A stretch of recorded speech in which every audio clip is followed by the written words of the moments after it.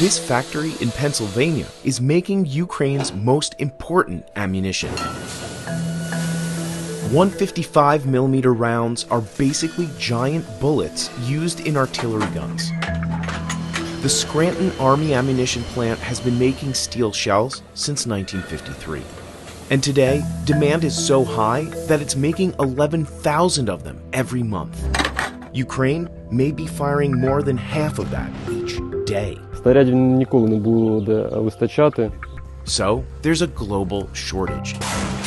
Some experts are concerned that the US is burning through its own supply. So why is this particular artillery ammo so important in Ukraine? And how is the US arming them during the shortage? At the start of the war, air power was expected to be the key to a Russian victory.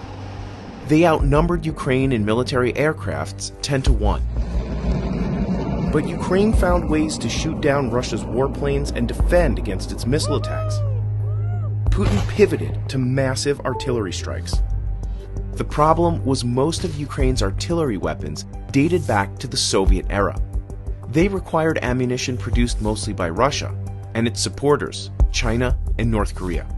So Ukraine called on the US and its NATO allies for aid.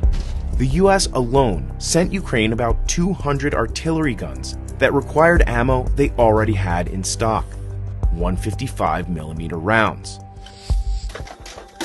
Now, they're one of Ukraine's most critical weapons. 155s are the perfect balance between power and weight. They're shot from howitzers, which are basically a cannon and mortar combined. These massive guns fire shells high up into the air so that they drop down onto their targets. 155mm rounds are small enough to fire up to 20 miles, but still do serious damage. They're packed with 24 pounds of TNT and explode on impact, sending deadly shrapnel in all directions. They're also less expensive than fancier weapons. Javelin anti-tank missiles can cost as much as $78,000, and these shells sell for as little as $800. The Scranton Army Ammunition Plant builds the steel shells for the US's most basic 155mm round, the M795.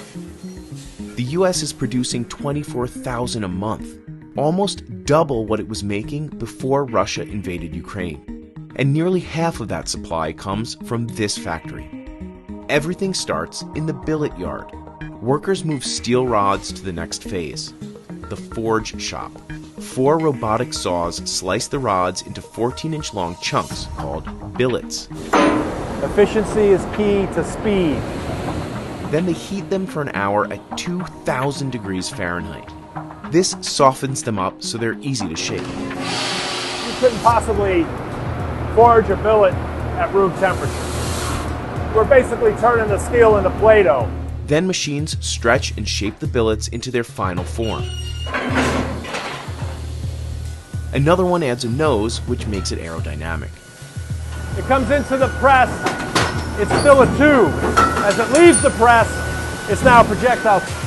They're inspected and then fed to the production shop. Then the grand finale. Workers reheat the billets, then cool them in a 6,000-gallon oil bath. After some final lathing and polishing, workers hang the shells on hooks.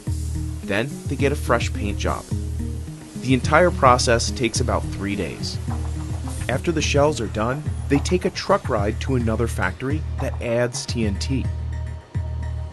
Then they're ready for the battlefield.